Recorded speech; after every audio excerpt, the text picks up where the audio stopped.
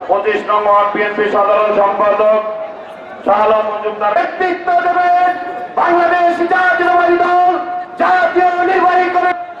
আজকের এই র্যালিতে নেতৃত্ব দিবেন বাংলাদেশ তারই ধারাবাহিকতায় বাংলা রবি সংবাদিত নেতা এমনি করে আমাদের অধিকার বিশ্বে মানচিত্রে ফিলিস্তিনবাসীর পক্ষে আমাদের প্রথম কেবলা আমাদের ইমানের ঠিকানা আল আকসাকে আমরা মুসলমানের সম্পূর্ণ রহমতের ছায়া নিয়ে রাসূল বিশিষ্ট চিকিৎসক মাসুম হাসানের নেতৃত্বে চিকিৎসক বিন্দু উপস্থিত হয়েছেন।